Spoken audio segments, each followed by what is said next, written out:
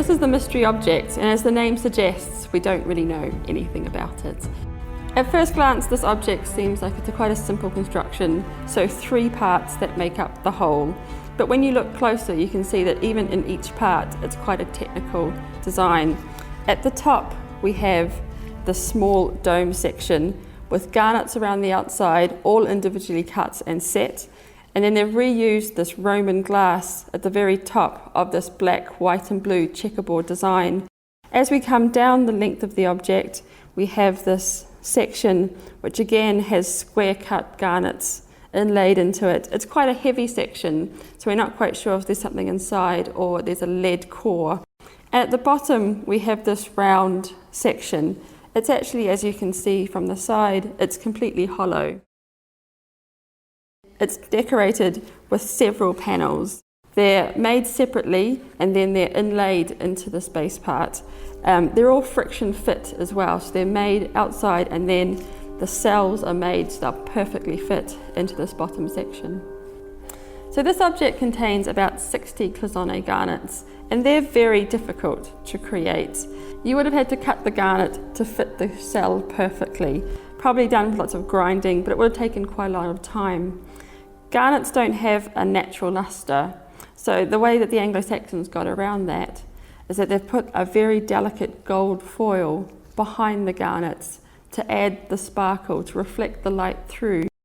So when you view it, it shines in the light. So one really nice detail of this object is on the side we have these panels which show very figurative animal art, similar to what we're seeing on the Great Gold Cross. The reason I chose this object is because it is a mystery. We've never found anything like this before, and we have no known parallels from here or in the continent. There are lots of interpretations or suggestions of what this object can be. Some people have thought this could be the boss from a shield. Some people thought it could be from a horse saddle or perhaps from a reliquary. One of the more popular suggestions at the moment is that it's actually part of a headpiece from a high priest. The 3 sections that we have here have no structural integrity. They are purely decorative. And we know that because the bottom section is made from a very, very thin gold, and it wouldn't have been able to take any hard hits. In an effort to discover what this object is, one of the things that we're doing is making a replica. This replica won't look as the object does now, but what it would have appeared like when it was new, so that we can hold it and place it on objects to see if we can make sense of what it is.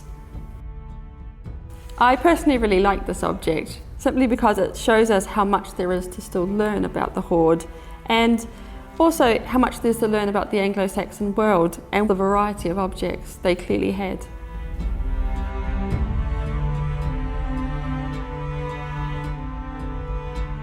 Watch out for more films in this series.